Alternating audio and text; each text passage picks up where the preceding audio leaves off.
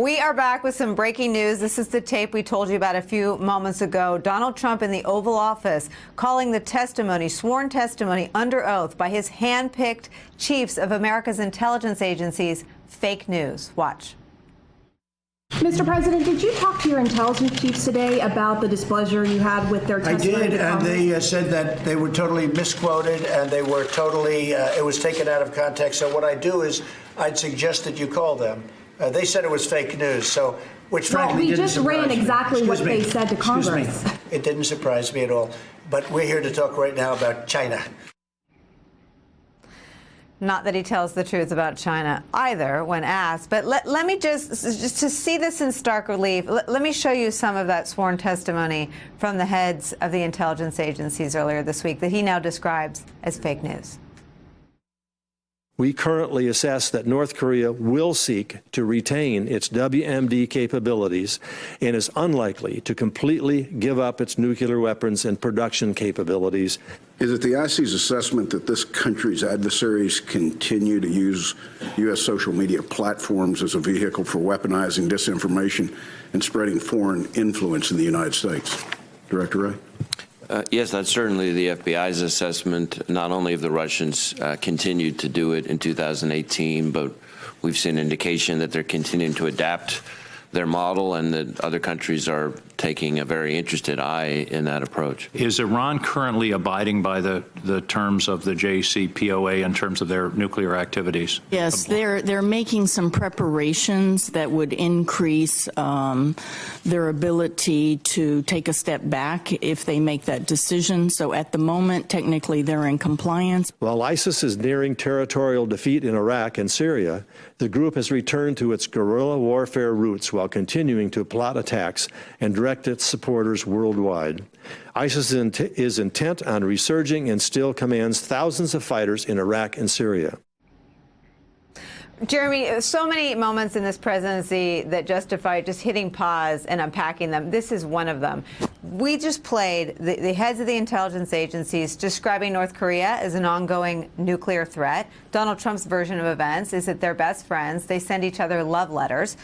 You heard Christopher Wray, Donald Trump's hand-picked head of the FBI after he fired his last head of the FBI, describing Russia's ongoing interest in meddling in our elections, is something that was so effective, other countries now copying that conduct, and describing Iran.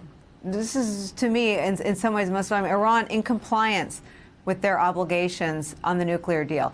Talk about the impact around the world of what we just played, Donald Trump calling all that fake news.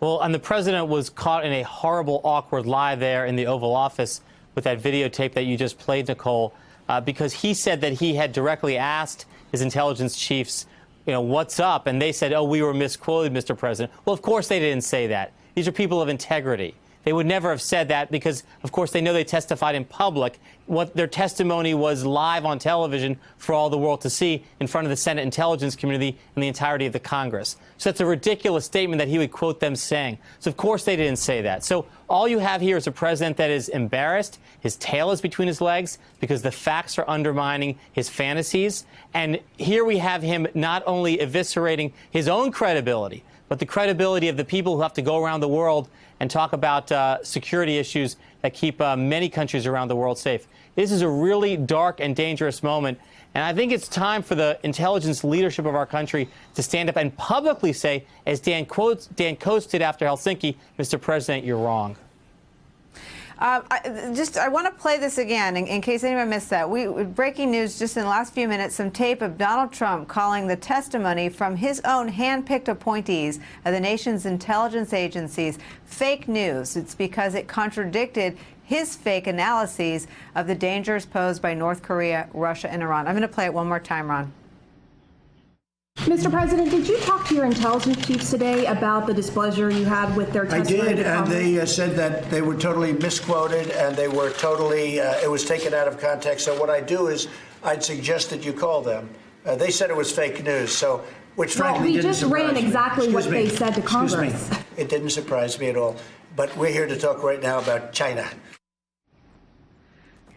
Ron Klain. Yeah, Karine earlier used the word authoritarianism, and I think, it's a very serious thing to talk about, but I think this is the key indicia of authoritarianism.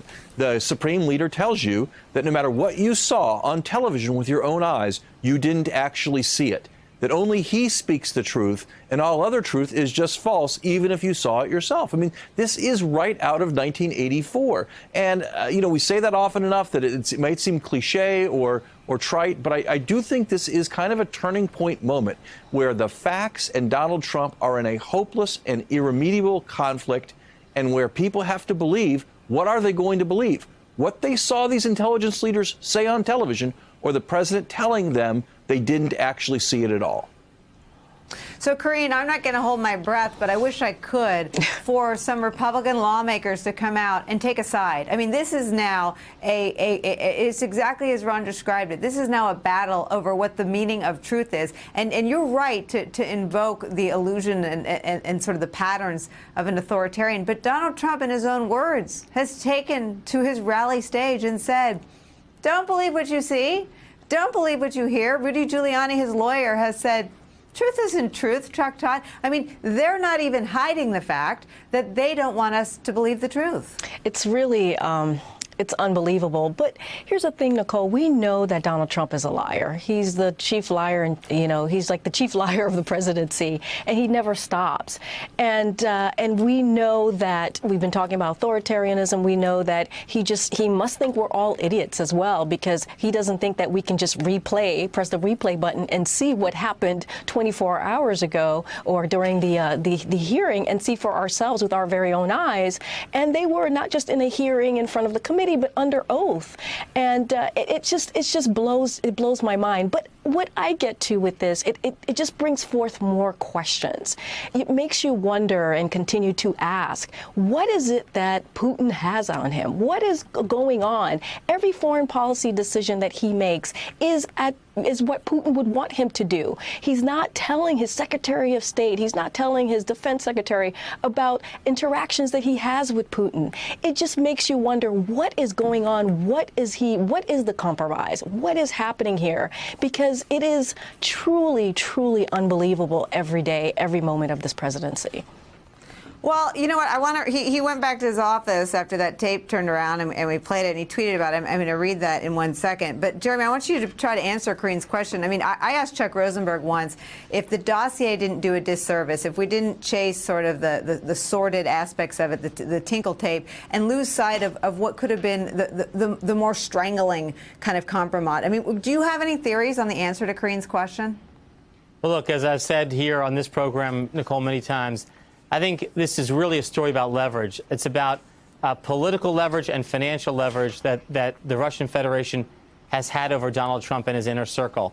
And that leverage is clearly causing him to do some very strange things. They're mostly manifest in these crazy foreign policy decisions, like a hasty withdrawal from Syria, which handed Syria over to Russia's Klain, in undermining NATO, in resisting sanctions, in failing to criticize Russia for attempting to assassinate a former intelligence officer on the streets of the UK that the United States helped win the freedom for, taking the word of the KGB spy master in Helsinki over the word of our own intelligence agencies.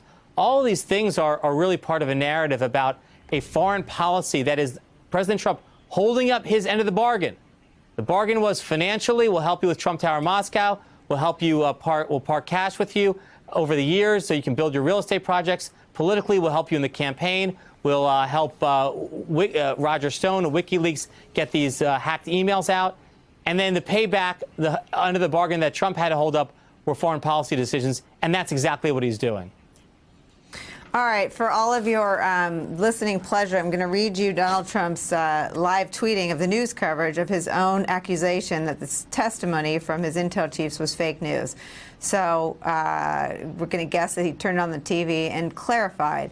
I just concluded a great meeting with my intel team in the Oval Office, who told me that what they said on Tuesday at the Senate hearing was mischaracterized by the media. Note to Mr. President, we aired it live. And we are very much in agreement on Iran, ISIS, North Korea, etc. Their testimony was distorted. I would suggest you read the complete testimony from Tuesday. A false narrative is so bad for our country. I value our intelligence community. Happily, We had a very good meeting, and we are all on the same page, exclamation point. Ron Klain, this is, trying to dig out before he's even done sort of digging his own hole and jumping in it. This is so schizophrenic, it almost makes the claim of fake news more mind-boggling. Yeah, I mean, you said hole, Nicole. Obviously, the first law of holes is when you're in one, stop digging. And, that's just a giant shovel that Trump took out on those 2 tweets and proceeded to dig even deeper. I mean, he can't reconcile what these people testified live on television, we all watched it, with what he believes about Iran, North Korea, and other global threats. He can't reconcile it because he's not dealing with the truth. He's dealing with the talking points that Vladimir Putin has handed him. Secretary Clinton said in that last debate in 2016 that he would be Putin's puppet, and that's what's happening. And so he can't reconcile that with what his intelligence chiefs are saying under oath. And so he says it's fake news. So now he says we had a good meeting behind closed doors. We're all on the same page. It's not going to solve this problem. It's not going to solve the problem for him. It's not going to solve the problem for our country. Hey there, I'm Chris Hayes from MSNBC. Thanks for watching MSNBC on YouTube. If you want to keep up to date with the videos we're putting out, you can click subscribe just below me or click over on this list to see lots of other great videos.